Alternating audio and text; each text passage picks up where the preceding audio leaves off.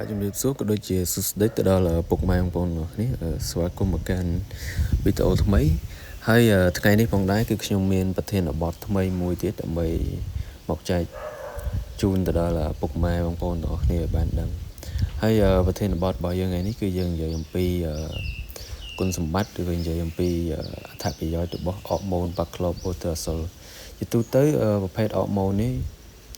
ពុកម៉ែបងប្អូនទាំងអស់គ្នាប្រកាសជាស្គាល់ហើយថាតើអរម៉ូន Baclobuterol ហ្នឹងជាអ្វីហើយគេប្រើប្រាស់ដើម្បីអ្វីជាទូទៅអរម៉ូន Baclobuterol ជាទូទៅនៅតំបន់មួយចំនួន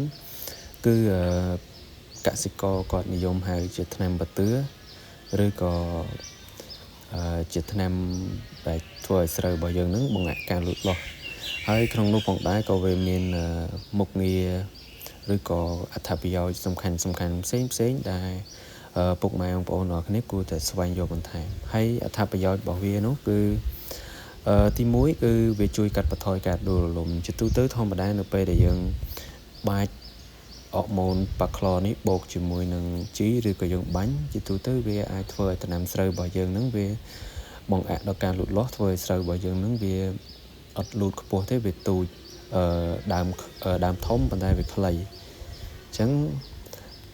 វាធ្វើឲ្យស្រូវរបស់យើងនឹងគឺវាមិនមានការងាយដួលរលំអីជាដើមហើយមួយទៀតហ្នឹង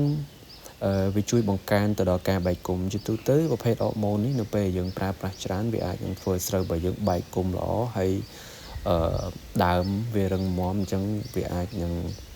មិនងាយដួលហើយក៏នៅពេលដែលជួបនៅបញ្ហាខ្យល់ខ្លាំងឬក៏មានភ្លៀងធ្លាក់ខ្លាំងក៏វាមិនធ្វើឲ្យស្រូវរបស់យើងនឹងគឺមានការដួលរលំនោះទេហើយមួយទៀតហ្នឹងវាជួយពង្រឹងនៅប្រព័ន្ធឫសវាជួយជំរុញឲ្យប្រព័ន្ធឫសរបស់ស្រូវហ្នឹងគឺដុះបានវែងហើយនឹងច្រើនជាងមុនហើយវាធ្វើឲ្យស្រូវរបស់យើងហ្នឹងគឺស្រូបយកនៅទឹកនិងសារធាតុចិញ្ចឹមពីក្នុងដីបានល្អហើយម្យ៉ាងវិញទៀតនៅពេលយើងប្រើប្រាស់នៅប្រភេទអរម៉ូនទាំងនេះវានឹងធ្វើឲ្យស្រូវរបស់យើងហ្នឹងគឺធន់នឹងការរាំងស្ងួតបានមួយកម្រិតផងដែរមួយទៀតវាធ្វើឲ្យស្លឹកស្រូវរបស់យើងហ្នឹងគឺក្រាស់ល្អហើយក៏មានពណ៌បៃតងចាស់ជាទូទៅប្រភេទអរម៉ូននេះវាមានតួនាទីសំខាន់មែនទែនធ្វើឲ្យស្លឹកស្រូវហ្នឹងគឺក្រាស់ហើយខ្លីហើយនឹងមានពណ៌បៃតងកម្ៅហើយនៅពេលដែលធម្មតាស្រូវរបស់យើងកាលណាវាក្រាស់ហើយវាខ្លីវាអាចធ្វើរស្មីសំយោគបានល្អពីព្រោះអីដោយសារស្លឹកស្រូវរបស់យើងវាមិនងាយចូលនៅជំងឺហើយវាធន់នឹងជំងឺផងដែរហើយមួយទៀតហ្នឹងគឺវាអាចជួយនឹងកាត់បន្ថយការបាត់បង់នៅជាតិទឹកនៅតាមស្លឹកផងដែរហើយចំណុចចុងក្រោយនេះវាជួយបង្កើនទិន្នផលដំណាំជាទូទៅនេះតាមរយៈការកាត់បន្ថយការលូតលាស់វានឹងធ្វើឲ្យស្រូវហ្នឹងគឺប្រមូលផ្ដុំនៅគុំទៅដោយសារធាតុចិញ្ចឹមផ្កានិងគួរដែលធ្វើឲ្យស្រូវរបស់យើងគឺដាក់គ្រាប់ហើយនឹងដាក់ម្សៅពេញបានល្អហើយម្យ៉ាងវិញទៀតហ្នឹងអ្វីដែលសំខាន់វាជួយកាត់បន្ថយការលូតលាស់ដែលធ្វើឲ្យស្រូវរបស់យើងហ្នឹងគឺវាអត់សូវលូតខ្លាំងទេស្រូវជាទូទៅស្រូវវាលូតតិចហើយមួយទៀតហ្នឹងគឺវាធ្វើឲ្យហើយវាអាចធ្វើឲ្យស្រូវរបស់យើងហ្នឹងគឺដើមទាបអីហ្នឹងហើយនឹងដើមថ្លោះរឹងមាំជាងមុនហើយទាំងអស់នេះវាជាគុណសម្បត្តិរបស់អរម៉ូន Baclobuterol ហើយ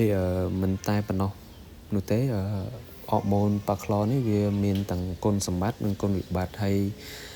គុណវិបត្តិរបស់វាហ្នឹងក៏វាមានមួយផ្នែកផងដែរជាទូទៅភេទអរម៉ូននេះនៅពេលដែលកាលណាយើងប្រើប្រាស់វាអាចនឹងធ្វើឲ្យស្រូវរបស់យើងហ្នឹងធ្វើឲ្យដីរបស់យើងហ្នឹងគឺវាឆាប់ខូចវាឆាប់ក្តាំងដីរបស់យើងវារឹងនៅពេលដែលប្រភេទអរម៉ូននេះចូលទៅហើយជាពិសេសហ្នឹងគឺនៅពេលដែលយើងប្រើប្រាស់នៅពេលដែលនៅក្នុងដីស្រែរបស់យើងហ្នឹងគឺវាអត់មានទឹកលក្ខណៈថាយើងពេលយើងបាចចូលទៅវាកកឬក៏វាអត់មានទឹកជាប់លាប់រហូតអញ្ចឹងវាអាចនឹងធ្វើឲ្យពពួកសារធាតុទាំងអស់ហ្នឹងវាជាប់ទៅក្នុងដីអញ្ចឹងវាអាចនឹងធ្វើឲ្យដីរបស់យើងហ្នឹងគឺឆាប់ខូចឆាប់ក្តាំងផងដែរហើយ បន្ថែមលើនេះទៅទៀតនៅក្នុងការប្រើប្រាស់ប្រភេទហូម៉ូនទាំងអស់នេះពុកម៉ែបងប្អូនទាំងអស់គ្នាគួរតែប្រើប្រាស់ដោយមានការប្រុងប្រយ័ត្នពីព្រោះអីវាមានទាំងគុណសម្បត្តិទាំងគុណវិបត្តិក៏ប៉ុន្តែបើនិយាយអំពីគុណសម្បត្តិរបស់វាច្រើនទៅជាងគុណវិបត្តិរបស់វាហើយជាចុងក្រោយក៏សូមអរគុណទៅដល់ពុកម៉ែបងប្អូនទាំងអស់គ្នាដែលបាន